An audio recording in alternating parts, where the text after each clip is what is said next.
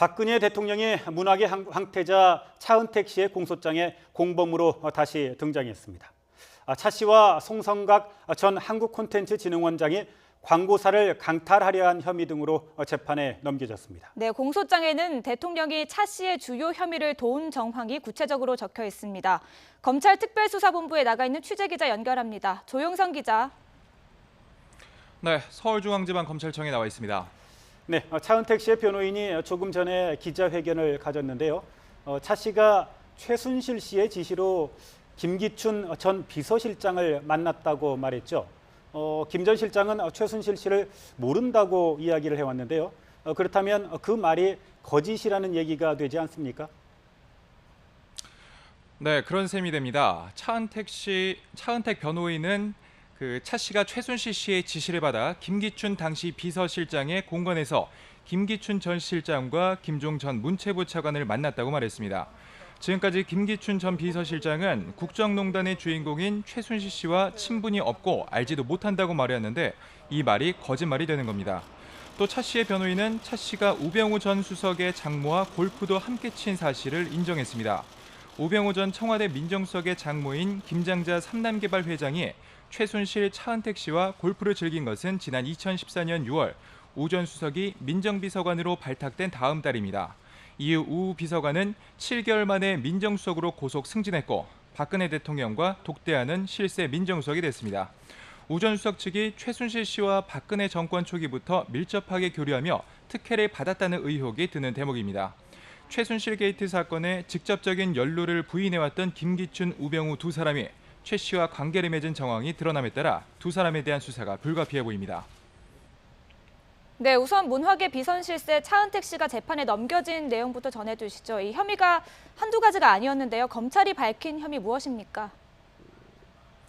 네, 광고감독 차은택 씨가 받는 혐의는 강요미수와 직권남용, 강요, 알선수재, 횡령 이렇게 5가지입니다.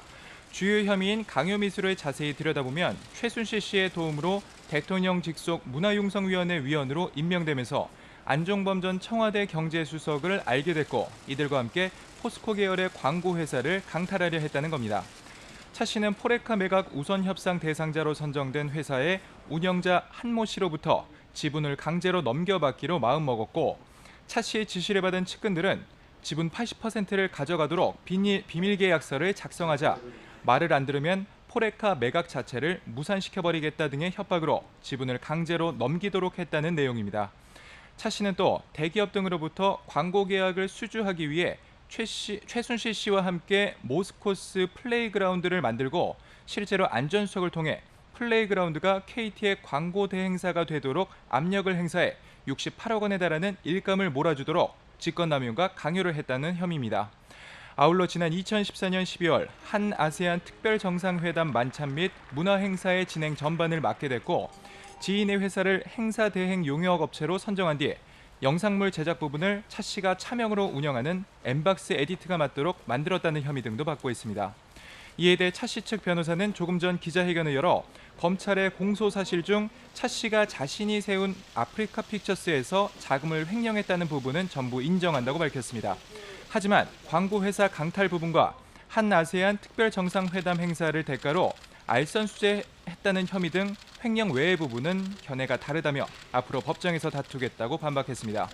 또 차 씨는 검찰 조사를 받겠다며 자진 귀국해 노트북과 휴대전화 등을 이미 제출하고 제기된 언론에 대해 자세히 소명했다고 덧붙였습니다. 네, 조용성 기자. 지난번에 최순실 씨 등이 기소될 때 대통령이 공모한 혐의가 적시가 됐는데요. 이번에 차 씨의 공소장에도 공모한 부분들이 적시가 됐군요. 네, 그렇습니다. 차 씨의 공소장에 대통령이 주요 혐의를 지원 사격한 것으로 적시돼 있습니다. 포레카 지분 강탈 시도와 관련해 박 대통령은 안 전 수석에게 포레카가 대기업에 넘어가지 않도록 포스코 회장과 포레카 대표를 통해 매각 절차를 살펴보라고 지시했다고 밝혔습니다. 검찰은 이 부분에 대해서는 박 대통령이 직접 협박에 관여하지 않아 공모관계까지 이르지 못한다는 판단했습니다. 하지만 KT의 경우에는 공모관계라고 공소장에 못 박았습니다.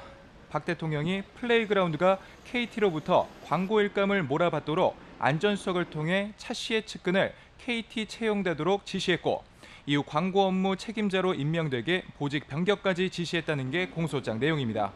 그 이후에도 안전수석에게 플레이그라운드가 KT의 광고 대행사로 선정될 수 있도록 하라는 직접적인 지시를 내렸다고도 공소장에 명시했습니다.